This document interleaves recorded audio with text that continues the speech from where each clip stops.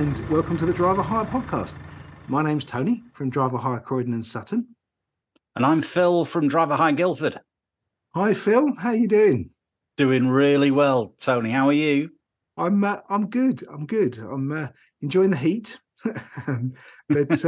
but I feel like these last few days we've been doing a little bit of research for this episode, and we've been asking drivers about the stuff that gets their goat out on the road. And I feel like I've been a bit of a counsellor this week talking to drivers. Why is that? What have you picked up on? Have you been hugging people? No, it's not been a physical thing, Phill. No, but try it. Yeah, maybe. So we've been. Well, as you well know, Phill, we've been talking to drivers about the stuff that grinds their gears out on the road, the stuff that winds them up, the stuff that they get to that next tea break, and the first person that will listen, they kind of offload on. And I feel like I've absorbed a lot of their stress over the last few days by allowing them to offload some of their problems. Well, a driver's life is a very isolated one, isn't it? He'll sit in his cab or her cab for 8, 9, 10 hours a day, listening to their own arguments in their own head with no one to bounce it off. Then the first person they see gets it all. They get the full 9 yards, don't they? Yeah, absolutely. Normally a transport manager, sadly. Sorry for all you guys out there. yes, indeed. Okay, so should we crack into it then and learn what it was that the drivers didn't like? I think we should. Goodness me, this is going to be a good one.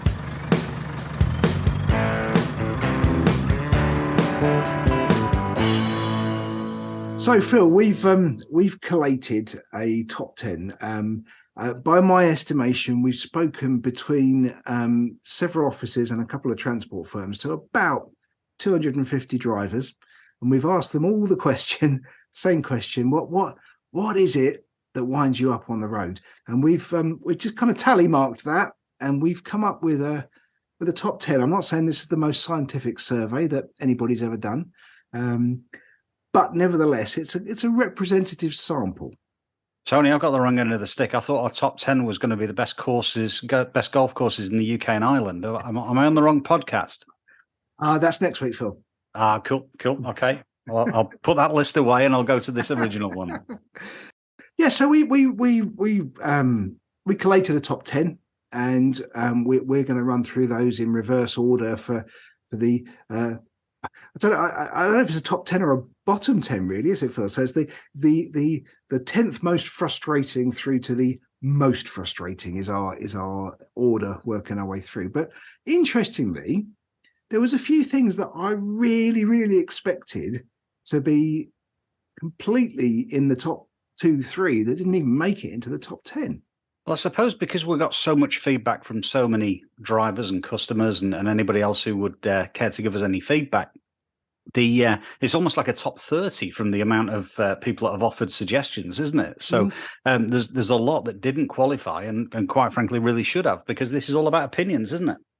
Well, it is, yeah. I mean, the first two that astonished me that weren't in there was PCNs and speed cameras. I thought people would have a lot to say about those. Penalty charge notices, for those of you guys that don't know. Thank you, Phill. Penalty charge notices, yeah. And but I suppose if you know to think about it in a bit more detail, well, actually, for a professional driver, and the people we've talked to are professional drivers, really, PCNs or penalty charge notices and speed cameras really shouldn't be a feature of their day, because a speed camera is not going to trouble you unless you're speeding. I think an awful lot of drivers that we see and we register to work with us come with 3 points these days, inevitably, and it's known as an occupational hazard, because no matter what you do and no matter how hard you try, you're going to pick these things up. And there's one of the points from the top 10 that we will come on to that actually create these PCNs and particularly speeding fines, because you're trying to absorb so much information out on the road. Yeah, you teasing, Phill. Yes, you're giving away. I'm flirting with you guys. So I know which one I was most surprised to not have in the top 10, Well, which one are you most surprised not to see in the top 10? Okay, I'm going to go early here. I'm going to go early. We've got a top 10, and this is it's not our opinions. This is the opinions of the feedback that we got. But can you believe cyclists did not get into the top 10? I was staggered, absolutely Yeah. staggered. Same here. Same here. Yeah. But hopefully that's an indication of the fact that drivers are thinking about so many more things. Maybe it's an indication of the people that we asked as well. Maybe the HGV drivers that have got even more important things than the cyclist thing. I think if you read the media and Twitter and everything else, then cyclists are going to be up there. Of course they are, because it's an easy one, isn't it? Mm. No, I think from my point of view, I've heard so many drivers complain about cyclists, but to be honest with you, I've heard so many cyclists complain about drivers. So it is one of those things, and it's an age-old question. And I dare say, if you bring up the subject of cyclists with the truck driver, then you're going to get a cyclist story. I think there's got to be a mutual respect out there, hasn't there? There's so many blind spots. A cyclist is smaller than a large HGV vehicle, so you've got to be talking about blind spots. You've got to be talking about respect for each other. We're all got to be looking out for each other. A driver told me during the week that if he's not paying road tax, then he hasn't got any rights on the road. It's a bit more sophisticated than that, isn't it? And with cycle lanes, why don't they use cycle lanes, even though the cycle lanes? And I'm walking my children home from school. Why are you on the pavement and not on the cycle path? We could go on for hours, couldn't we? Yeah, absolutely. But but surprise to me, obviously a surprise to you as well, Phill, that cyclists weren't in there. So yeah, what about you, Tony? Of all the, we've got a top 10, but what's the one that surprised you that didn't make it into the charts? I've got two pet hates. One of my pet hates is in the top 10, and one of my pet hates isn't. And actually, only one person said it, which was people throwing litter out of their cars. I cannot tell you how much that annoys me. I think a lot of what we're going to find today is respect for others, isn't it? That there's somebody got to go out and pick that up rather than you. So why should you make that someone else's responsibility? That's a big one. So Phill, should we have a look at the top 10? Let's do it, Tony. So do. Fluff Freeman would be embarrassed with you for that. Yeah, but it's deliberately out of tune, so there's no copyright on it. Oh, I like your thinking. We're saving money. Saving money already. I like it. So number 10, we've had to amalgamate a few things, a few similar things, and you'll see that as a theme as we go through the top 10. But number 10 is people on phones and pedestrians on headphones. Brilliant. Yeah, this is going to keep them talking. Come on. Well, I mean, quite honestly, being on the phone while you're driving is dangerous. Now, obviously, we know that it's illegal to hold the phone. It's not illegal to be hands-free, but there's plenty of studies that say that even if the phone's in a cradle, even if it's completely hands-free, your reaction time is impinged by the fact that you're concentrating on something other than what you're doing. Quite right. I mean, it's been illegal for a while now, and there's a reason why you get 6 points. It's not just a 3-pointer; it's 6 points, which means it's very serious. Absolutely. And as for pedestrians on headphones, it's alarming how many times you'll see a pedestrian just walk across the junction without looking, and obviously not being able to hear either. Definitely in the top 10. Well deserved. I'm going to go with number 9 now. Number 9 was over signage and poor signage. Now, being as close to London as we are, without being London-centric, of course, we're not excluding the rest of the UK, but I'm sure it's relevant everywhere else. There are so many signs going up, road signs going up at the moment, but not many are coming down. They're not replacing them. They're actually adding them. Now, I've had drivers recently that have been down a road and they've been trying to absorb all of these road signs, but by the time they've read them all and then been able to act on them, they've actually gone too far. So they're down a pedestrian access only, or certain time restrictions, 10 till 6, and then they're at 10 to 10. And you can't take it all in and act at the same time. It's really frustrating for a professional driver. Yeah, you're right. There's plenty of junctions in London where it's a weight limit one way, it's a width restriction another, it's a timed restriction in a different direction, and it's very easy to see the one you can't go down and think you must have to go the other way, but it might be that you can't do that one either. So, yeah, there's a huge amount of information to absorb. But on the point of poor signage, I remember shooting a video and we were talking about roundabouts. We were literally driving up to a junction of the M25. And we couldn't. I mean, the sign for the directions for which was where on the motorway, absolutely huge. Bigger than the side of a house. But we couldn't read it because it was completely overgrown with the hedge. I was just about to say that. Yeah, give us a chance, guys. Give us a chance. Absolutely. So number 9, over signage and poor signage. Okay. What about number 8, Tony? Number 8's an interesting one. It's people driving too slowly. Don't get behind my mother on the A1 on a Friday afternoon then, because she's doing 35 in a 50 because she's unsure about all these big HGVs that go past. Yeah, that's a difficult one. Yeah, it's a tricky one because it's a limit, not a target. But what driving examiners call it is making progress. Mm-hmm. You should be making progress. And of course, the risk of not making progress, if you're driving ridiculously slowly for that speed limit, then it's encouraging the people behind you to overtake in perhaps in a way that they shouldn't. So yes, that's why driving too slowly is frustrating. And I'm not talking somebody driving 45 in a 50. The kind of things people are saying to me is, I'm on a country lane, it's clear, and somebody in front's doing 30 or something. That was the source of frustration. Okay, Phill, number 7. Number 7. Oh, I'm going to take this. I'm taking this, Tony, because this is mine. This is my number 1 blood boiler. Okay. And I'm quite surprised it's so high in the charts. Actually, I might have a chat with Gallup about this. Not indicating. It's my number 1. I don't know whether it's just Farnborough. I don't know. But not indicating is one of the most selfish things you can do on the road. And it really is. An indicator is there to tell other road users what you're just about to do. Mm-hmm. It's not there for you. It's not there for your benefit. Mirror signal maneuver, as we were told. I'm sure it's changed now in the driving test, but no, it hasn't. You've got to tell me. You've got to tell me. I can't read your mind. Just tell me what you're about to do. But more importantly, what about other road users? What about pedestrians? What about people on mobility scooters? What about all these people? How on earth do they know what you're just about to do? Now, we can accept that as a driver because we're in a similar sized vehicle. And, I'm assuming you're going left there. But what about everyone else? What about the pedestrian that's just about to cross that road, that's left of that junction that you're not indicating for, and then suddenly you're turning left? Now we've got a big problem. And it honestly, how long's this podcast? Because I could go on, honestly. Well, it's really simple. The highway code says you indicate to help or inform other road users of your intentions. And quite a few of the respondents to this survey said things like, indicators. I'm not a bleep mind reader. If I had that bet once, I had it, half a dozen times, almost verbatim. Yeah, and just a tiny little 10-second one on that.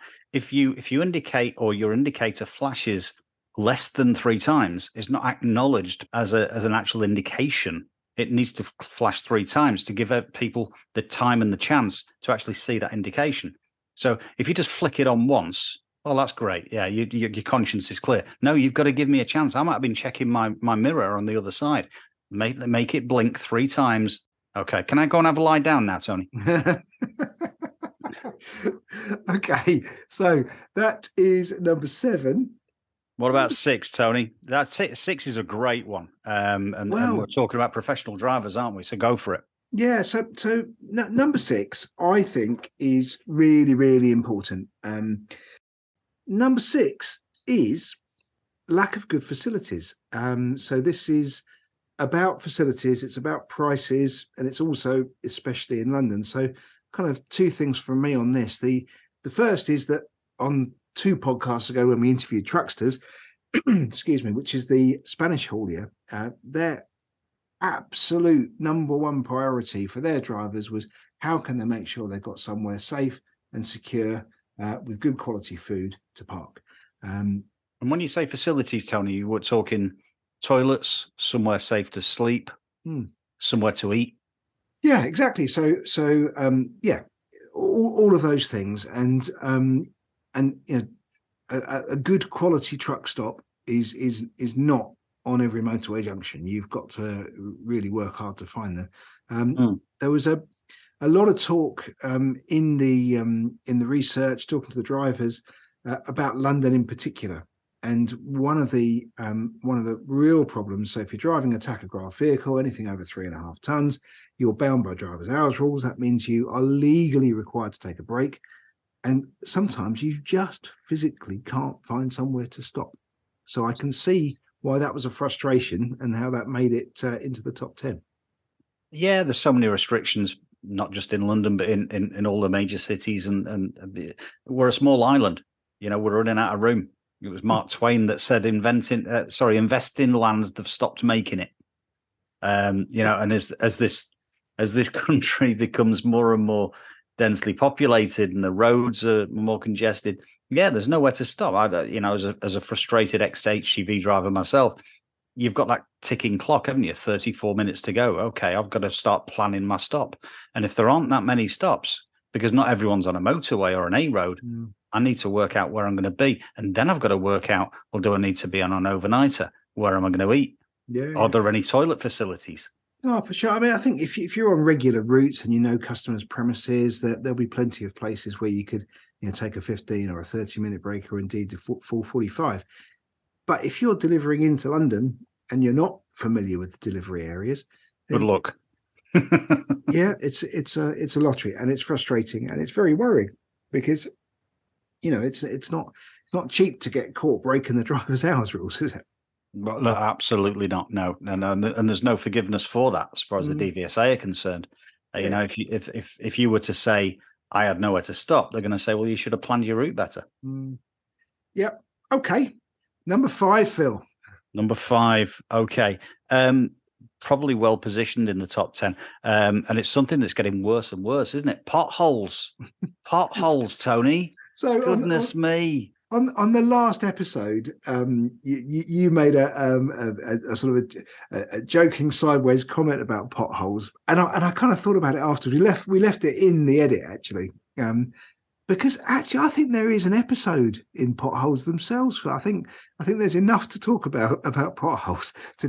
All of this top 10, we should just do the next 10 podcasts on the top 10, shouldn't we? We've got so much to talk about. Potholes. I think I saw something quite recently that the funding is actually being cut from an awful lot of local authorities because the money needs to be spent elsewhere, and that's why we've seen an increase in potholes. And also the lack of repair of the potholes as well. Now, the thing that concerns me, one of the things, and I personally have had to claim from the local authorities for a puncture for a pothole, is that people are making some really irrational moves. They'll see a pothole last minute and they'll try and swerve around this pothole. If you're then going to divert yourself into another lane, other people are then going to have to react. And now we've got a problem because we've got cars just irrationally moving around all over the place. We're damaging cars here. One of the funniest comments I had, Phill, from one of the drivers, another thing that didn't make the top 10 actually, was speed humps, or sleeping policemen, as this particular driver referred to them. And he said, why don't they just scrape off those sleeping policemen and stick them in the potholes, and we solve 2 problems with 1 lump of dirt? Well, that's it's a decent one. I've got no problem. With speed humps outside the schools. By the way, let's be clear there. I think he was playing with me. I don't think he was serious. It's an easy solution, though, isn't it? Yeah, sounds good. Yeah. Okay. Right. So that was number 5. Tony, you've got number 4. I like number 4. I like number 4 a lot. I think you do. Oh no! I say like it. You hate it. Yes. So yeah, this is if the survey had just been somebody asking me, this would have been number 1. And number 4, should I say, is number 1 for Tony. Number 1 for Tony. Number 4 in the survey is where somebody overtakes you and then slows down in front of you. What is that all about, Phill? It's in mine as well, Tony. Hey, it's yours. You take the floor. Go on. Oh, well, as you may know, Phill, I used to teach people to drive lorries years ago, and there's a very simple mantra when you're teaching people to overtake, or how to overtake, or how to think about should they overtake, and there's a very simple test. Is it safe? Is it legal? Is it necessary? And it needs to pass all those three tests. And if you don't pass all those three tests, then don't overtake. And if it is the case that you're going to overtake and then slow down, then it clearly wasn't necessary. So don't do it, people, please. And if you are going to do it, don't do it in front of me. Can Mrs. Goacher please get Tony a large drink? I think he's on one. Now, Tony, I'm with you. It comes back to what we were saying before. Who the bleep are you to determine what speed I go? You've overtaken me. You've overtaken me for a reason. You deem that I'm going slower than you. So why then overtake me, pull in front of me, and then slow down? Okay, Phill. So what's number 3? Number 3 is lane management and middle lane hogs. I can hear it. I can hear everyone out there. Why is that only number 3? Well, don't. I mean, I can't remember the date, but a few years ago, the concept of driving in the middle lane or the outside lane on a motorway and not returning to the left became an offence, along with tailgating, which didn't make the top 10, incidentally. I remember that. Yeah, and it's just so blooming dangerous. It's almost like the person sitting in that middle lane on the motorway is oblivious to the world around them. And there's 2 ways that other motorists deal with that. So if you're in a lorry, you've not got much choice. You're kind of stuck in lane 1 or maybe lane 2 behind. If you're in a car, you can obviously move out to lane 3. And you do see some weird and wonderful manoeuvres where somebody will be in lane 1, they're coming up to a car that's in lane 2, and they move to lane 2 and to lane 3, and then back to 2 and back to 1 to almost give that middle lane hog a driving lesson. And they still seem oblivious to it. So I think we've all done that, Tony. I think we've all done that. I've done that when I've gone from 1, 2, 3 back to 2. That I don't know how you can indicate aggressively, but I have done as if to say I'm moving into lane 1. I'm moving into lane 1, which is where you should be. I suppose when you look at AMPR enforcement, it's really easy for the police to through a speed camera spot somebody doing 75, 80 on a motorway and obviously penalise them for it. But I guess it's really hard to see how that kind of easy punishment could be used in the kind of middle lane hog situation. So it just feels to me that it needs a traffic officer to bring that person over to the hard shoulder and just explain to them why it's so blooming dangerous what they're doing. This is probably the 3rd reference of the podcast. Who the bleep do you think you are to tell me where I should drive? Because if you're in that middle lane, you said oblivious. I don't think they care. I don't think they care whether there's are you ready for the quote of the podcast? Have I got to get ready with the dump button here, Phill? No, I think you're pretty safe. Okay. Undertakers, I'll see you at the Undertakers. Yes. So if someone is in lane 2, there are people, I've seen it, that go in lane 1 and undertake them. Now that's one really dangerous maneuver, isn't it? But people are so frustrated, they feel as though they have to do it or they want to do it, whatever the reasoning behind it, people are undertaking people from lane 2 in lane 1. That's a blind spot hazard, isn't it? It really is. Very dangerous. I mean, the highway code does say you can pass on the left in limited number of circumstances, but on a motorway, the only time is when it's slow moving traffic in lanes. And slow moving isn't defined, but it's not 60, 70 miles an hour. Definitely. The only thing more frustrating than that is the middle lane hogger on their phone, not indicating, going over a pothole. Oh dear. Right. Okay. So that's number 3. Okay. I'm gonna drop you into number 2 now. What about number 2, Tony? This is very British, Phill. Very British. So this was, funnily enough, this was number one right up until late last week when it got trumped by one vote into second place. And this is the very British queue jumping or cutting in. Here we go. Tony, you're like a car when I was a child. I'm going to pull you back and then let you go. Here we go. 3, 2, 1. Here you go. Well, I think the reason why it was so frustrating, or this is so frustrating for so many of our drivers, is I think perhaps when you're a driver of a car, and you're not familiar with driving a large vehicle, and a driver of a large vehicle, our drivers leave a real good gap in front of them, so they've got braking space, they've got reaction time. To some car drivers who are not necessarily professional drivers, who don't really understand what it's all about, will just jump in that gap thinking it's a fair game gap. And of course, that braking distance that the truck drivers built up is now gone. So it's difficult to stop 44 tons, especially when you've left yourself an extra 10 meters. It's difficult. Yeah, absolutely. So I can fully understand that. But we've put, along with cutting in, we've put queue jumping in there as well, because there's a similarity to it. But that's why I say it's very British, because of the queuing thing. It is absolutely, yeah. There's an etiquette thing which, you know, which we'll come on to, but it's so difficult. You know, who has the right, and if you don't have the right, then don't do it. And what advantage is it going to give you? Yeah, absolutely. So yes, queue jumping in every walk of British life is a no-no, and it appears to be the case on our podcast research as well. And the irony is that the British love queuing. Yes. So why does it change when we're driving? Yeah, you wouldn't go to a Costa. You wouldn't go to a Costa and just say, actually, I feel like jumping in three in front of you. But because you're in a car, because you're contained in this metal box, you feel as though it's your right to jump in. It's faux bravery, isn't it? Okay, Phill. So just before we get to the big one, should we have a little recap of the top 10?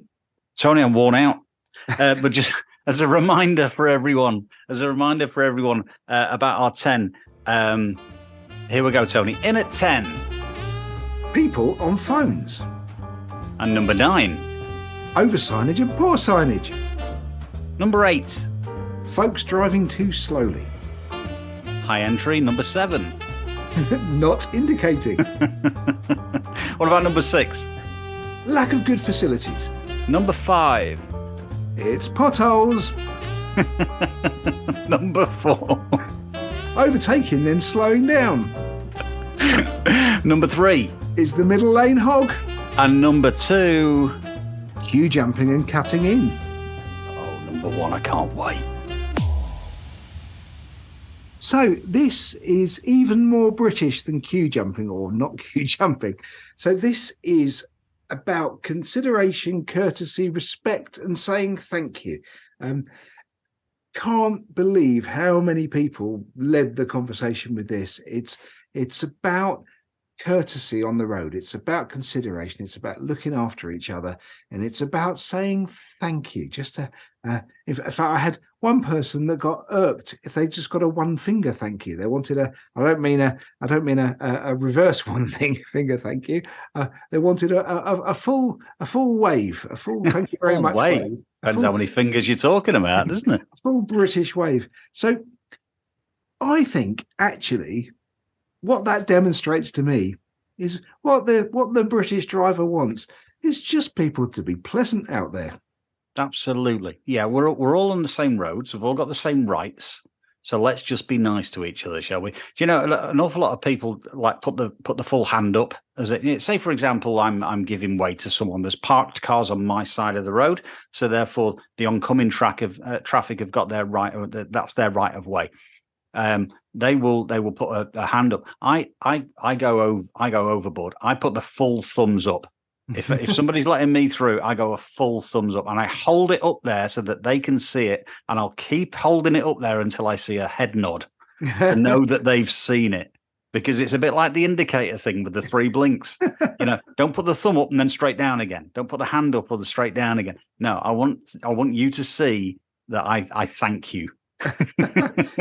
Oh, but I know I'm really not surprised actually in with hindsight that just that simple, be nice to each other, has made it to number one. So was the top 10 kind of as you expected, Phill? Tony, I feel quite cleansed, to be honest. I've got it off my chest, as I'm sure you have as well. And there'll be lots of people shouting at their phones at the moment and laptops, thinking that should have been higher than that. Do you know what? Some of the top 30 that we got, I don't know where people are coming from. I really don't. Who's got anything against Prius drivers? Toyota Prius drivers, poor sods. What a strange one that was, yes. And another one, undertakers. I mean, who's got anything against undertakers? I don't think they meant the people driving the black hearses. Oh, that's me, isn't it? That's me and my northernness coming out again. No, that's been really good fun, Phill. I've really enjoyed the research, and as you say, I think people listening to this will have their own view. And please, on Facebook, on LinkedIn, wherever you are, do tell us what you think, and we'd love to hear your comments. Yeah, I'd love that. Please do.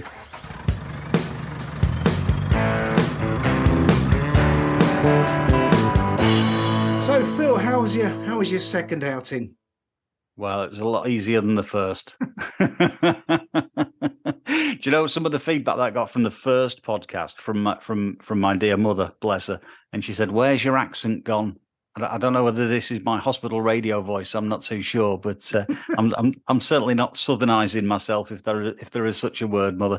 I'll be more northern in future. All right, love. Brilliant. Well, thank you very much for listening. If you have enjoyed it, please do rate, review, and subscribe. And if you'd like to get in touch with us, you can find us at thedriverhirepodcast.co.uk. So thank you. Cheers, Tony. I really enjoyed that. Until next time, Phill. Bye-bye.